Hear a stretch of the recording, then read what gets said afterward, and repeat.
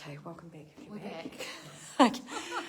So the funny story that goes with what just happened is I'm very aware of screen time and personal addictions and when you get bored. So I have my screen time set for social medias for 15 minutes.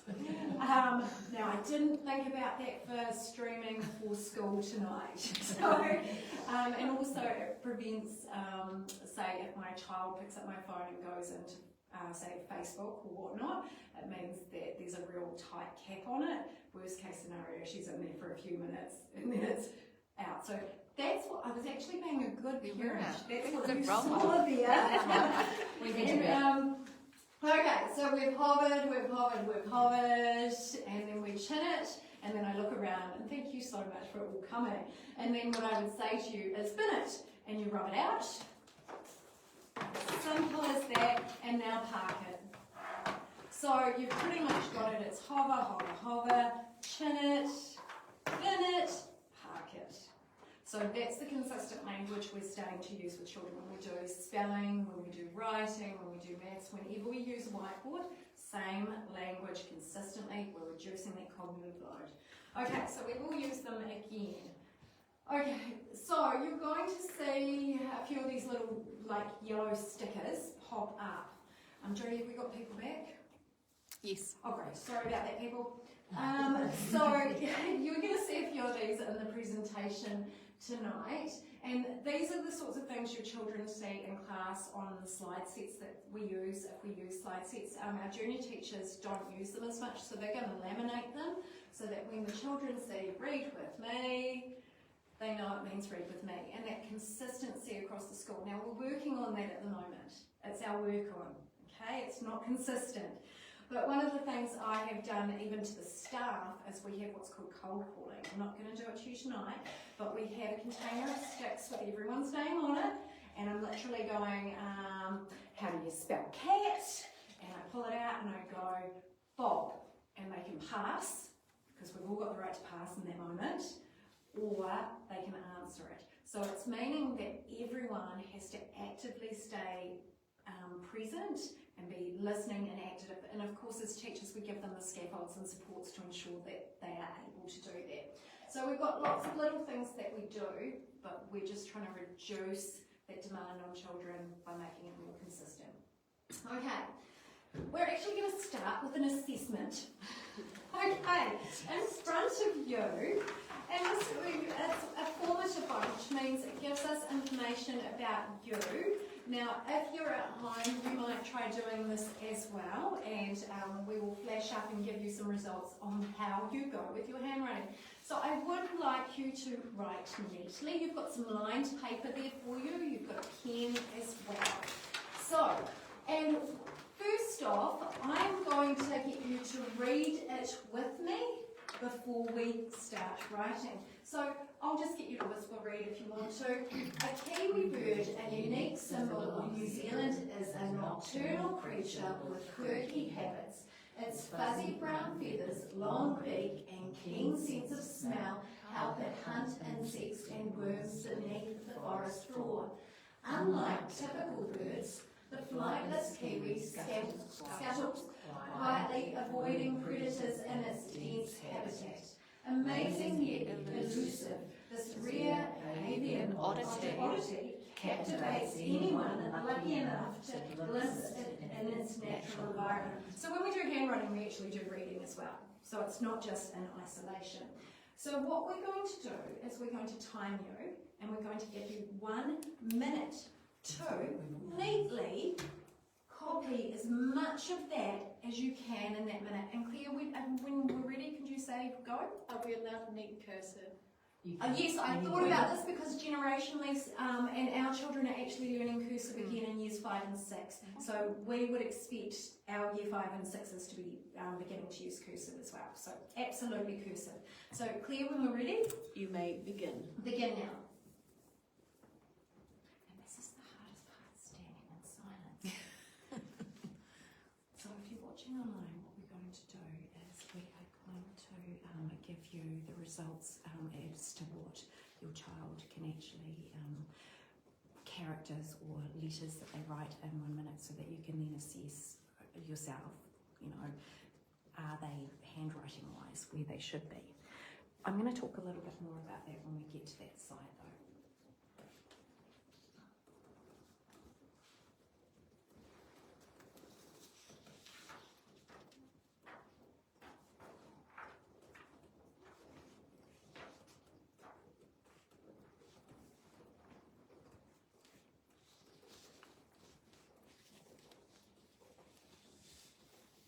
How long have we been going for, Claire? You've got 4 seconds. And stop. And stop there. Now what I'd like you to do is I'd like you to count every single letter that you have done. Okay, every single letter that you've done and get your total of letters for that 1 minute, and then you can actually assess where you are at in comparison to this formative tool to see. Now, I think as parents, we often want to know what we can do at home to help. Handwriting.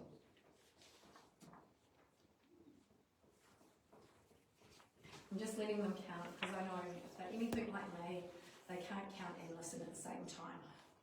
Okay, all right. So, one of the things I will say is that what we're finding, because of the fact that handwriting has been a focus that was not as present for a few years in our curriculum, and it's now, I guess, being refocused as being quite a priority. Our children actually can't write at these speeds yet.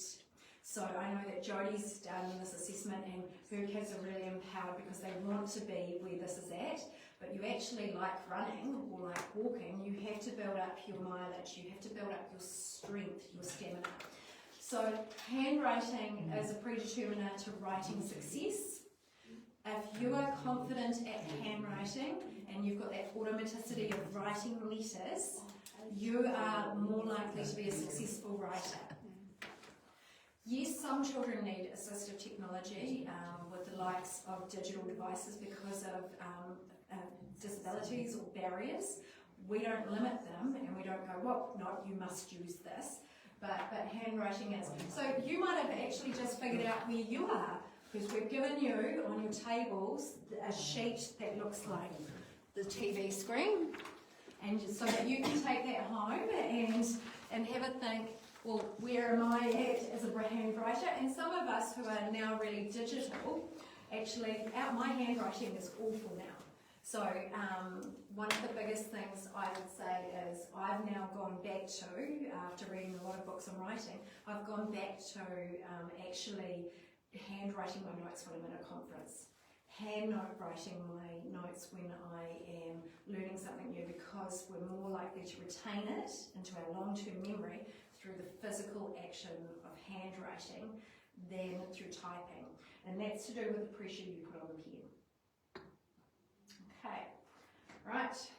So, the science of learning, cognitive load theory. You've heard me talk a little bit about that. Our job as teachers is to effectively facilitate new information to become learned, practiced and stored in long-term memory so that it can be accessed with minimal effort. That is the goal of learning, to repeatedly access learning. Now we're going to go through a little bit of learning, and you've noticed that you've got a pop-it at your table. Now you might have a pop-it at home, so I've said handwriting something that you could do at home.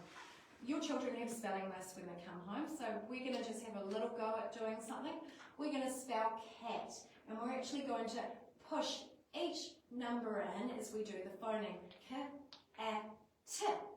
We have 3 phonemes because a phoneme is the smallest unit of speech sound in a spoken word. So, for example, if you now do played on your pocket, P-L-A-D. How many phonemes is that? 4. Now, I remember this because a phoneme is something I think of when I think of a phone. So it's something verbal or oral, because that's my good old phone, and I literally have to do that still as a teacher. And then we have what's called a grapheme. Now, if you think like me, you're thinking of a graph, something like a pie graph or something that's written. And that's the key. A grapheme is a letter or letters that represent the sound. So even though we have 4 phonemes in Plaid, we actually have 6 letters, which is 6 graphemes. Okay, the A is represented by AY, the D is represented by ED. There's actually 3 spellings of ED, did you know that? Or 3, so no, not 3 spellings, 3 sounds of ED. So there's 3 different sounds of ED, even though there's 1 spelling. So as your children are learning all of these things. Okay, so now think about what's a grapheme, what's a phoneme, and then we've got what's called a morpheme. So this is the smallest possible meaningful unit in a word, a base word, prefixes and suffixes all carrying meaning. So play is fun activity and ed means past tense. So that's morphology when we're starting to add our suffixes and our prefixes. We're starting to morph the meaning of the word. Okay, right. Now, this is called the forgetting curve. So after kids review, they start to forget again, but they remember a little more each time they review. If you do not review something within an hour, you've lost 50%. If you do not review it within 6 days, you're down to about 20%. So hence, you will hear us talking a lot about review, nothing new. So review is really, really important. Going over the same stuff a lot is really key. So we build that into all of our planning. I bet you, if I asked you next week what a phoneme or a grapheme was, or a morpheme, you'd probably not be able to remember, because you probably won't practice it or review it in the time between now. You might remember me doing something with a phone, but that's probably it. So, our goal here at Te Mata is to have proficient writing, or to have proficient writers. That is our goal. And we have the simple view of writing, which underpins what we do here. Now, this is all researched and educational scientifically evidenced. So we've got the foundational writing skills times composition equals skilled writing expression. And we're going to take you through these 3 facets, this tonight. So we're going to go through that. And that involves what we call transcription, composition, and executive function. And you might be going, okay, well, what's all of that? We're going to go through that in micro little lessons so that you can see what that means and all of those bits and pieces. So we're going to start with transcription. We've done a bit of handwriting already, so to tick. And actually in year 5 and 6, that's when your children should be beginning to touch type. And actually learning to do more than this. Okay, actually learning that placement on the keyboard. That's really, really important. Now we're going to go into a bit of spelling with Patrice. Okay, so Patrice is coming up. Just remember, I'm the principal who hasn't been in the classroom for a very long time. Oh, and she's very good at this. And she's got my clicker, so she's going to be great. It'll be the most challenging piece. Most challenging part. We'll be fine. Okay. So we're going to work on list 40. So that is CVC. So you will hear children right from 5 years of age start talking about consonant, vowel, consonant. And we're going to be looking at consonant, vowel, consonant and doublet. Right, so, which is a year 4 code lesson. Okay, so we're going to look at some sounds, so we're going to review these. So who can tell me this sound? So sound as in give the word. Or yes, you can go oo as in blue. Try it. Blow my nose. You? What about this one? Who can tell me a word with this sound in it? So Blue is the colour blue. Boo again. Okay. So glue. DGE makes a j sound as in edge or hedge. Or as in saw. This is the one I always find tricky. Or as in source or course or cause. And then we've got I as in pie and die. Okay, so all of our kids will start learning that. Right. So with your fingers, so I'd like you to go either 1 or 2. tell me which homonym, so that's a word that sounds the same but has different meanings. So what would be the correct one to use for I need to write a letter to my friend? 1 or 2? Excellent. What about I need to turn right at the next corner? Okay, same thing. I need you to come here. Which one is it? What about I can hear a sound? Excellent. So that's great review.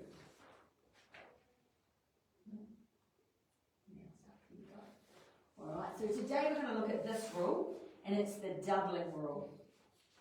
Alright, so that's when we're going to look at the consonant and then work out whether we need to double it with the suffix beside it. So the suffix, when we are adding an ending, it needs to have a closed CVC rule, and when it's a closed one, it means that the consonant at the end makes it a short sound. I'm looking at Jodie to make sure I'm correct.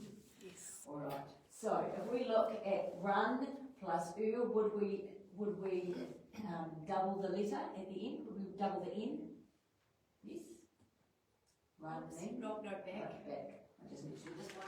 No. Right, here we go. So if we've got rotten, rot plus en, would we put a double T?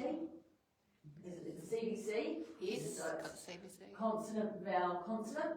Does it have a vowel Right, suffix? and it's got a vowel in the suffix. So tick, tick. So tick, tick. If we go stopping, so we've got CVC, yes, Yes, tick. and we've got a vowel beginning at the suffix, and so then we would double it and make it stopping.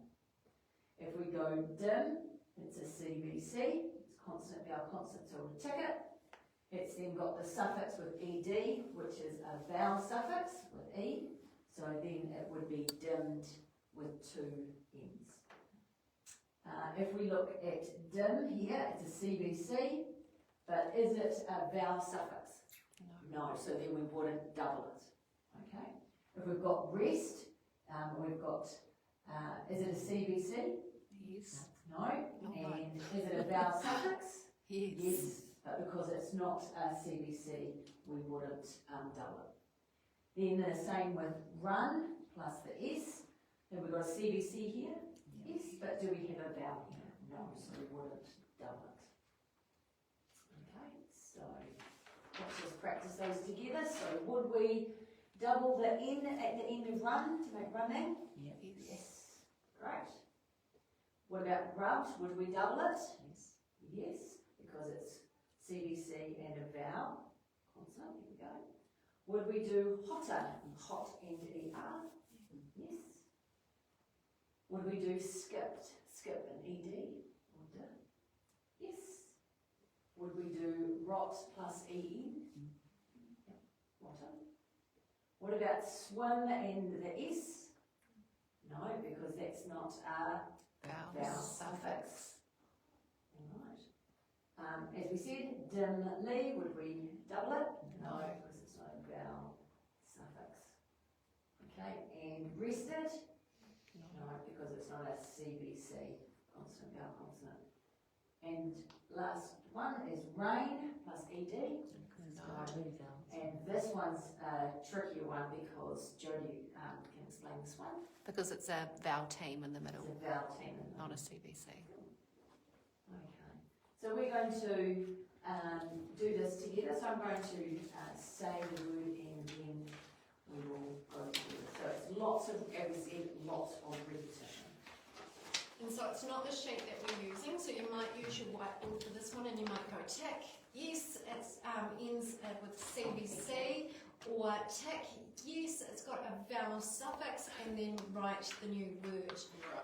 So what we'll do is we will I think we caps do off, No, this is caps off, and you're going to write CVC on one side, and then vowel suffix. You just do VS on the other side. Okay.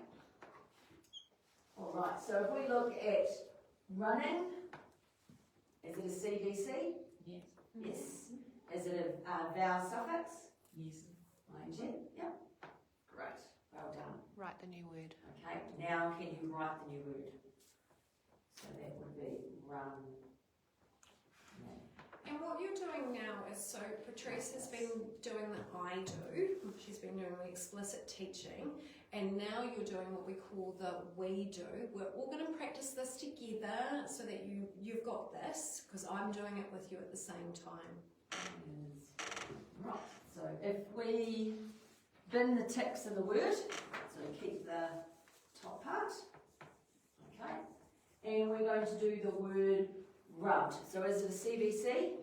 Yes. Yes. Is it a vowel? Yes. Yes. And then write the new word. And then hover. Hover, hover, hover, hover, hover. That's it. And then chin. Excellent. So I can look around and see you have all got it. Okay. And we can go through quite a few more of those, but we'll just stop there. Okay. Alright, so that was the I do, you do, we do. Now we are going to do you do. Alright, so on your desk is a piece of paper that looks like this. And what I'd like you to do now is to go through and to complete the same activity we've gone through with the word that tip it if it's at end, if the end is consonant, vowel, consonant. The next one is a vowel suffix, and then you write the new word.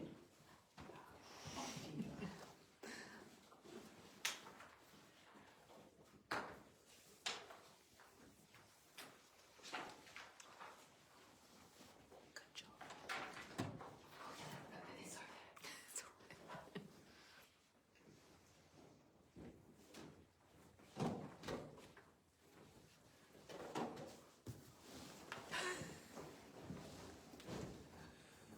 Just walk across.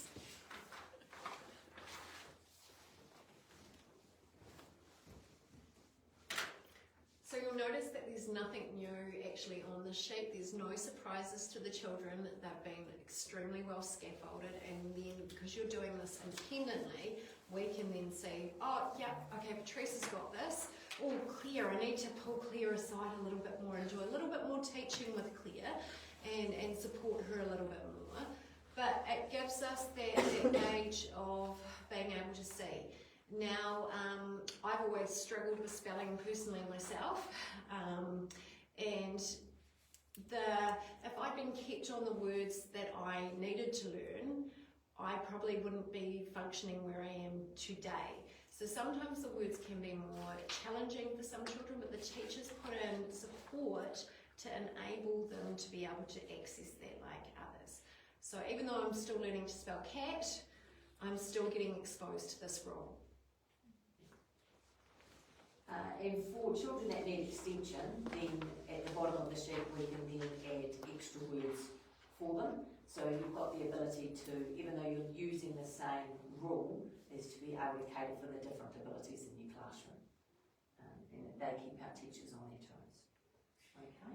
So from here what we would then do is go through those together, and so that children can then tick off which ones they've got right. If they do get it wrong, it becomes a teaching point. We just say, you can just fix it.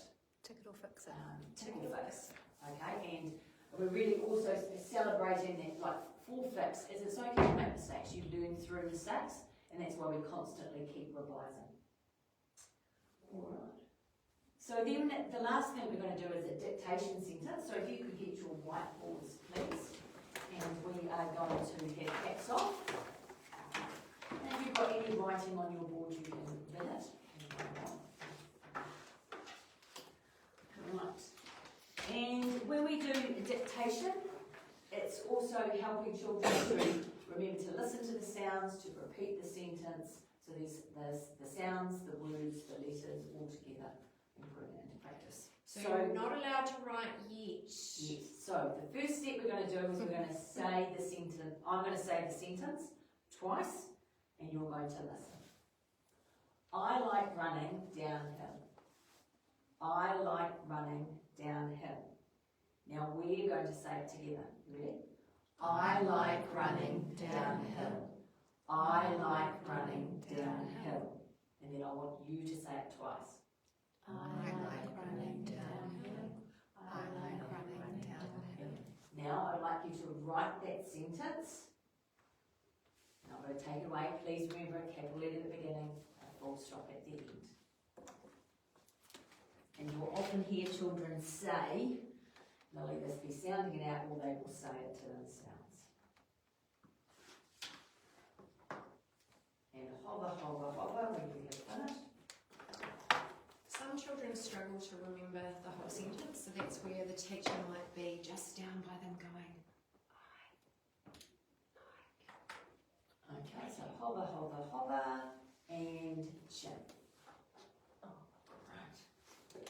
Well done. So I can see that you have clearly remembered the rule for CVC and you have doubled the N in running. Excellent. Right, finished.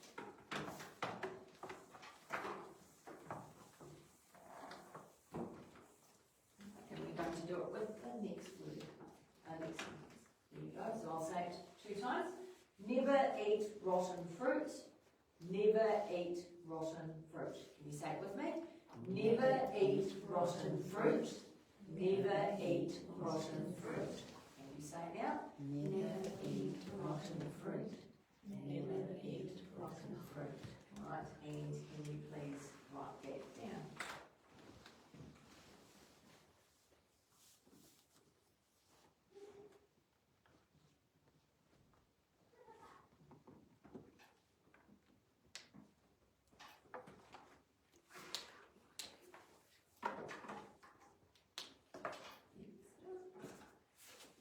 And hover, hover, hover, and chin it. Right, and I'm going to cold call this because I know she can do this. Why did you double the T in rotten, Lisa? Because it was a CVC and it had a vowel suffix. Excellent. Can you put a lovely smiley face above that so that you know? I got it right. Well done. There we go. And pin it.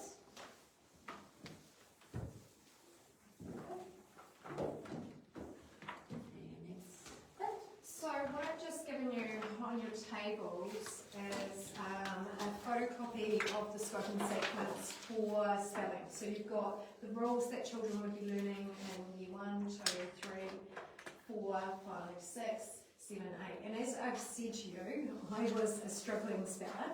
So I was exposed to these spelling rules. It doesn't mean they necessarily stayed in my long-term memory at that time and that moment. So teachers are continually revisiting and supporting people like me who just need a little bit of extra support, or like Patrice who need a little bit of extra extension, extending her vocab but having the same sorts of rules. Okay, so you've got that to take home as well, because often you go, well actually, what's this vowel terms? That's an EA vowel combination, AI vowel combination. You heard Patrice talking about a CVC, that's a consonant vowel consonant. Some children, when they first start structured literacy, have no idea what a consonant is and no idea what a vowel is. So there's a lot to go on. And then you can see that you get into Latin and Greek words and all of those things in understanding language. Okay, so we're now going to get into composition. Okay, that's ideas, grammar, vocab, syntax, structure, and audience. So it's quite complex. And I'm going to go quite fast through this. So I'm going to whiz, you've got a bit of an idea from Patrice's session of how interactive it is with the kids. They're not passively sitting there watching. Basically, within a minute, they engage at some point. So if you get it wrong, they correct you. very good. So this is sentence types is something that we now focus on from years 2 to 6. It underpins all of good writing. So we're learning. So as the teacher, I get you to track with your eyes. We're learning to identify 4 sentence types because there's 4 sentence types. Okay. And this would be here. I'm going to read to you and you do a bit of reading with me, but I'll read it to you now. There are 4 different sentence types. 1, a statement. 2, a question. 3, a command. 4, an exclamation. Each sentence type is used for a different purpose. Okay. So, a statement. A statement tells us something. It ends in a full stop. These are the examples here. And this is where I would get the children to read the examples with me. You're more than welcome to join in if you're really enthusiastic. I play rugby on Saturdays. I like eating ice cream. Lake Taupo is in the North Island. They're all statements. Okay. Right. A statement tells us something. It ends in a full stop. Examples here again, we went to Nan's birthday party, the children were playing in the park. So you can see there's repeated examples, but you'll notice that that's not all on one slide because we know visually that's overwhelming, but we need to keep visiting. Okay, then we've got a question. A question asks something, it ends in a question mark. Examples, have you ever seen a whale? Should students have access to phones at school? Well, no, they shouldn't because it's illegal. Okay, why is it important to look after our marine reserves? They end with that question mark. Those are the rules. Okay, a question asks something, it ends with a question mark. And so that's where I'd get you to read that to me and you'd all say it with me. So you can imagine your children having to echo that and repeat that. So this is the language they're exposed to. And once again, we've got, do you know what causes tides? Should animals be kept in zoos? So it's asking a question. And we all know children are very good at asking questions and very good at statements. Okay. Sometimes teaching them the difference between the two, for example at school, oh, I've got a question. I went to the park on the weekend. Now that's a real common thing when you're 5 because we just want to share our world. So they tend to. So we start teaching them about that. Then we've got a command. This is our favourite one as mums. Okay, a command tells us to do something. It can end in a full stop or it can end in an exclamation mark. It's always either one. So go and get your bag. I'm not so grumpy at the moment. Okay, line up by the pool. Yep, I'm still not grumpy. Hurry up! Exclamation mark. It's like time to get going, guys. Okay, so once again we've got that command tells us to do something. It can end in a full stop or an exclamation mark. Take this message to Uncle Rawiri. Hurry up and get ready for school. I'm sure a few of us have said that. Okay, and then we've got the exclamation. So I think when we go back, a command and an exclamation can be quite complex to get the essence of which one is just do it and which one's an exclamation. So an exclamation is a sentence with force or strong emotion. It ends in an exclamation mark. It must end in an exclamation mark. So that was awful. I love this song. Marine reserves must be protected. So it's the statement that you really mean. Okay, once again we've got that, a sentence with the force or strong emotion. It ends with an exclamation mark. So your children, you can see at year 2 are already using varied punctuation. They're having to know these 4 sentence types. They might not be necessarily writing them yet in different ways, but they are definitely beginning to. And then by the time they're year 6, they're not simple sentences like this. Okay, they're very complex, and we could get you onto that a bit later. Okay, so this is where you will use your whiteboard. You've got the visual prompt to tell you that.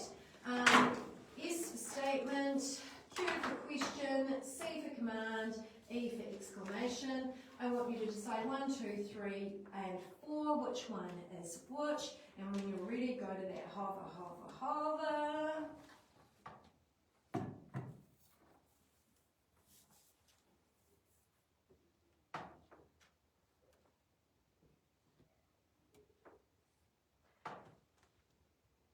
And of course I would have read these to the children. For the purposes of tonight, I'm not reading them to you. I'm letting you read from here. But the children and I would have read this. Because not all of us can read at the same level, and we all need to be able to access this content. Okay, so hover, hover, hover, chin it.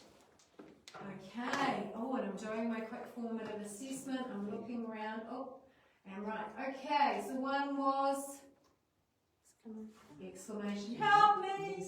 Here is a nocturnal Yes. statement.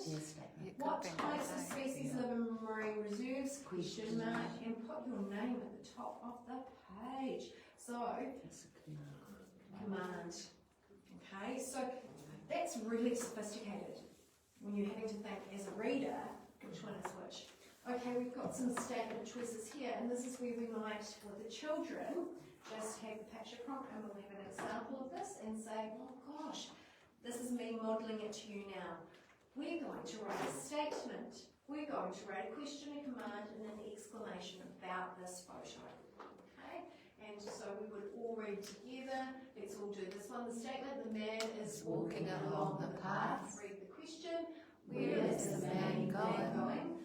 Command, don't stray from the path. And exclamation, hurry up. So, knowing that we've just unpacked that with you and gone through all of that again, you will now have your turn. You've got your photo with your whiteboards. I'll give you a minute or so to write your statement, to write your question, to write your command, or to write your exclamation.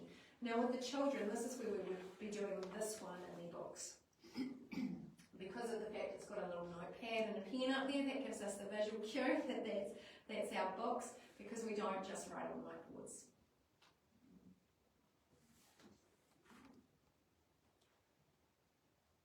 And for our confident writers, this might be where we add in some fanboys, or what else would we chuck in Quite here? a complex sentence. A complex sentence, start using descriptive language, but you still, even if I use a metaphor in this, I still have to make sure that I kept the authentic nature of the sentence type. I can't put a metaphor and not have a question mark or a question in the question mark. So children can be themselves and write, but we're giving them the scaffolds. Okay, and here we would say turn and talk to your buddy and share a sentence with them. So once again, as I've said to you, handwriting, spelling, get the poppets out. One of the other things that you can also do is ask your children to describe the photos that they see. What do you see out the window? Oral language is there's a saying, it is the foundation basically for writing.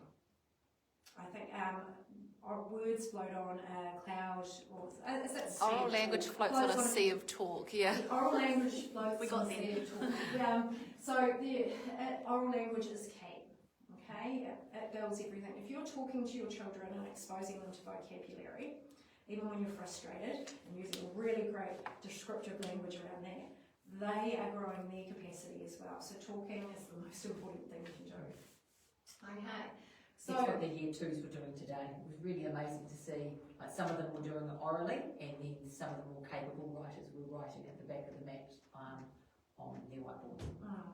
So now what we're looking at is composition and transcription.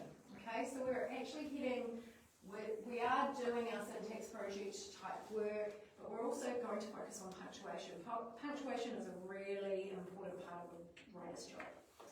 Okay, so we're just going to whiz through this as well. It's the same sort of objective. So you can see for your children, it's not overwhelming. The content is, as we said, perky pace, quick, but it also goes through things.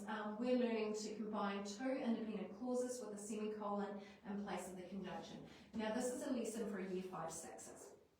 Okay, we wouldn't be teaching this at year 1 or 2. Okay, and then in this lesson we would go through that success criteria with your children so that they would know how to feel successful. So examples. Martha has gone to the library, her sister has gone to play soccer. The sun was setting, the sky turned orange. She loves to read, her favourite book is Harry Potter. The dog barked loudly, it woke up the entire neighbourhood. Now when we go back and we look at what we were learning to do, we're learning to combine two independent clauses. Now an independent clause has to be able to stand by itself and convey its meaning. So two separate ones connected with a semicolon. Okay, and like it said, in the place of a conjunction, so such as a fanboy. Has anyone never heard of fanboy? Okay, Jodie, fanboys, run them off. For and nor but or yet so. Yeah, correct. I think She she did right. nailed it. So they're all the ones we use like when we do an email. I loved hearing back from you. Comma but. You forgot to answer my question. All of those sorts of things we use quite often as adults when we're writing. So we've got all of our examples here that we've run through. Now these are non-examples because we showed you what non-examples are as well. The sun was setting, correct? And the sky turned orange. Yeah. Yeah, well done, audience participation and as conjunction, because this is taking the sky turned orange. So the sentence doesn't need a semicolon because it has a coordinating conjunction and. So your children will hear subordinating conjunctions and coordinating conjunctions. The vocab that they hear is immense by the time they're in the senior school. They're exposed to it in the juniors and in the middle so that by the time that they get to the seniors, they're confident. The boy went for a quick swim in the ocean. Later in the day, he went back to his house.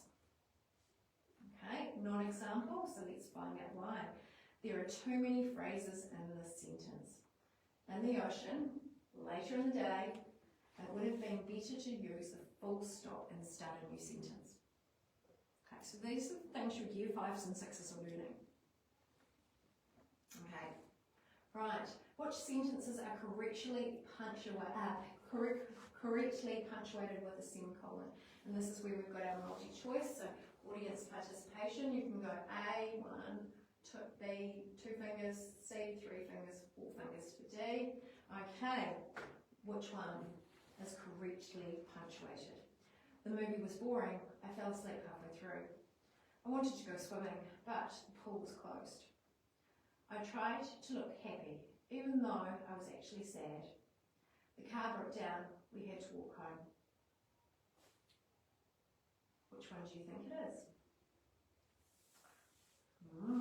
Well, our audience participation will tell us it's not B, because it's got that conjunction. Okay, so we know it's not B. Even though I was actually sad, is that a independent clause? Even though it's a subordinating conjunction. Yeah, so, and so we're lacking there. So we had to walk home, the car broke down. So Jodie, which one is it on this? I'm not actually sure. I think that I could be A or D. Can't be A. Can't be I fell asleep halfway through. halfway through. Halfway Yeah. through what? Doesn't And quite so make therefore sense. it's not a complete phrase. Yeah. So, yes, and so if we're There's always a adults trick looking one at in it there. going, Yeah. the level of writing for your children, and this is what they're having to think as readers, writers. Okay. We started doing this when we were in high school, and now they're doing it In primary school. So that one was actually correct. Yeah, so A was actually correct. So, I think both of them are correct. yeah, here we go. But I do agree with you, Claire. I think I can't. I I felt don't think halfway it's through what through you're left what? with a question, aren't you? yeah. Happy to be wrong though. No, and that's the thing. I'll We were fix it. talking about ChatGPT. A lot of us like a bit of AI, and Jodie was saying that she put in ChatGPT, give me some examples of compound sentences. I think it was complex Complex sentences. and it gave her some examples, and then Jodie read them and went, well, that one's not a complex sentence. So she questioned ChatGPT. ChatGPT then apologised and corrected it. So The validity of ChatGPT, Yeah, you so, can I question think- it at times. yeah, all of those bits. So okay, so match the first independent clause with the second labelled independent clause. Insert the semicolon and complete the sentence. Okay, that's your instructions. I forgot my lunch. Which one are you going to add to it? When you add the semicolon. So you can turn and talk on this one. I forgot my lunch. My Got friend lunch. shared My friend shared hers hers with with me. me. I went to the bathroom. It is nearly home time. When they get their lunch at some point. Oh, okay. They agreed with the movie one. Apologies Oh, for second related, as well. he's related. Okay. The first one is related. I forgot my lunch. Semicolon. My friend shared hers with me. very nice of her. So I went to the bathroom, really had nothing to do with it, and that's since it's nearly home time. Well, no. Okay, the pizza was hot, so we're doing exactly the same activity again. And you've got your buddy support, so in class, so you're not doing this by yourself going, oh, I can't do this. Okay, I had dessert, the lemonade spilled, I burnt my tail.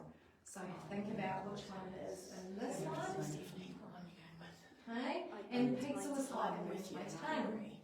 Okay, the baby was crying, and so you can see, and this is where the children would independently write their own one in their books, and then they would go away and do practice as well independently, and that's where I get Clea up. Come on, Clea, you're down here with me, friend. You know, you're going to do a bit of a workshop where Patrice is off. She's got this. She's probably putting in some other bits and pieces to make it much more interesting. But we actually need to practice these things. Like when we learned to drive, we had to practice first. Okay, and then we're going into the planning. Clea, Cool, awesome. and we're almost there. Okay, Can you flick it to the next? I will be. I don't even know what the button is. It's that one there. It's very fancy. It's the arrow. Kia ora, Iti whanau. For those people who don't know me, I'm Clea. I'm the newest DP here at Te Mata. Full disclosure, there was nothing about live streaming on Facebook when I signed my contract. I will talk to my team about that tomorrow. Don't worry.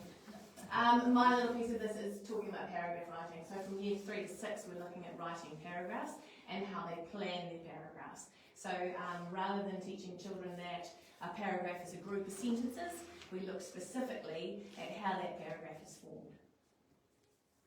So, single paragraph outline. So what they'll do is before they start writing actually the paragraph, they'll start with a template to help them through the different parts of that make up the paragraph. So if you can see on the side, oh, there's a little icon here, it says track with me, so just follow along as I read. Single paragraph outline. TS, which sits here, is your topic sentence. Solid line, it's full sentences. And it expresses the paragraph's main idea. So it tells you what the rest of the paragraph is about. If you start with, it was a great day at the zoo, you can't then bring in Going to the I beach. had carrots for dinner. thank you very much. So it can be a question, it can be a statement, it can be a command, depending on, you must vote this way this election or something like that. And then you would go into the details around that.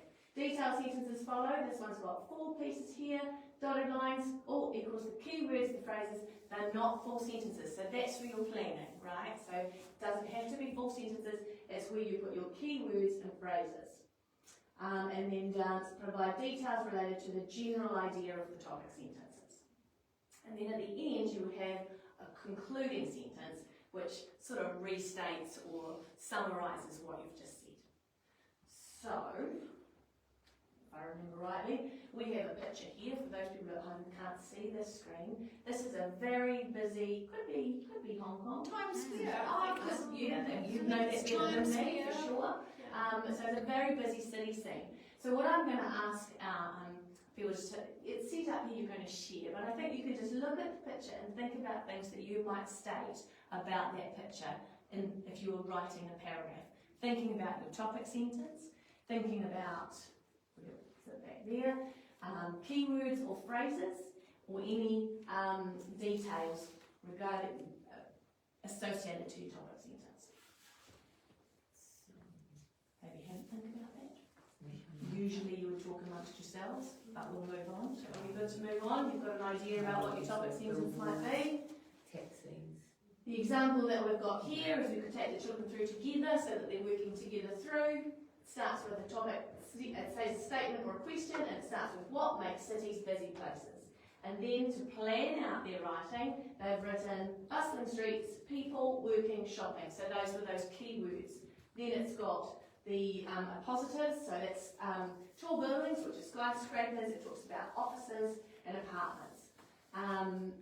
Then it's got 2 pieces down here, which are the subordinating conjunction. I'll demonstrate that in the next piece.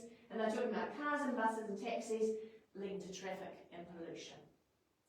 Concluding sentences there, it's related to this piece, what makes cities busy places. Although they are busy, cities are exciting places to live and visit. So if we look at, this is their plan that they would write out, and if we look at their next piece, let's have a look here. What makes cities busy places? Their topic sentence. The bustling streets are full of people working and shopping, so that's their keywords and things that they put in their first bit. The next piece, skyscrapers, very tall buildings are filled with office spaces and apartments where people work and live. That's a positive, Yes. a positive, because skyscrapers is the noun, but it has a little piece here that describes that. So skyscrapers, and then followed by very tall buildings, makes it their positive. Since cities have many cars, buses and taxis, there is a lot of pollution. There is a subjunctive clause in there. A subjunctive clause is when you have a sentence and there's a clause in it that will not stand alone. A little bit what we were talking about just before on the punctuation. Hoping that children will pick those pieces up when they're writing in these full paragraphs and using their plan to add it into their writing. I think there's another subjunctive clause in there too. Subordinated. Although they are, although they are busy, cities are exciting places to live and visit. So cities are exciting places to live and visit stands alone, but the little piece here, although they are busy, doesn't stand alone. So it's a clause and it needs the other piece to go. Good clues about that would be using, if you see in your children's writing words like although, while, since, any of those words, because they won't stand on their own. And I think that's me. So I was just going to say, Yes. no, I was just going to say that you can see that there's a simple part of writing a paragraph if you're just writing a group of sentences, and that may be the starting position for some children. But then you can see, even though in one class they're working on paragraphing, that it goes from one end to the other. So even a child who is working at a very high level of writing, even though they're writing a paragraph, they've now got so much more deeper understanding of how they can make it really rich. They can include more vocabulary. So in a classroom, children can be working on the same skill, but at vastly different levels. And you might also have some children writing a multi-paragraph outline as well. Yeah. So not just a single paragraph outline. So by the time they're in the seniors, they're absolutely writing multi-paragraph outlines. So I think one of the things hopefully you've noticed is that nothing is left to chance, that everything is explicitly taught. You'd hear that a lot probably in the media, that this is a knowledge-rich curriculum where we can't leave anything to chance. So our teachers follow what we've kind of indicated to you, the I do, we do, you do model of I model to you, we practice together, and then I independently apply. But we also interlay and review, because remember that forgetting curve, what was that grapheme, what was that phoneme, and I just did grapheme to confuse you, because that is a phoneme. Okay, so all of those bits, so that forgetting curve, so there's a lot of the sciences of learning that underpins everything we do. Now, what you've got here in this little handout, and most people online, it will be online on our website with the live stream as well, is a pamphlet to take home. Recently, the Ministry of Education released something called the Parent Portal. You might have seen it on the news. And I'm a parent of a 10-year-old. I went on there with my mum hat on and I went, whoa, it's too many clicks. I can't, personally, no offence to the people who've worked on it, they've done an amazing job if they're watching tonight. But actually it was really difficult to navigate, even for me as a mum who's a teacher. So what we have done is put it into a document for you to take home so that you can see, well actually, when my child first starts school, what sorts of things will I see from them when they're beginning writing, and then a bit of a picture, because if you're like me, you love a bit of a picture to see that visual. Down to the first 6 months, look at that growth and change already in such a short time. I first arrived to when I'm here. Now, what we have included in here as well is year 2, year 3, year 4, year 5, year 6. So you get that full snapshot. And you would have heard us talking about, if I jump straight to the year 6 page, which is in there, a page with lots of pictures. There we go. All of this has actually come from the parent portal. And so this is exactly what your friends would be getting if they're online in bits and pieces. What we've chosen to do is put it in a format that's easier to read. Okay, so you've got things like make notes by grouping key information from online and printed resources.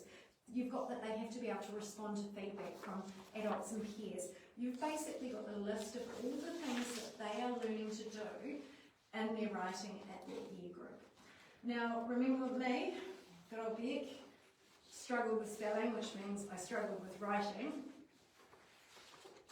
I was learning this, I couldn't always apply it.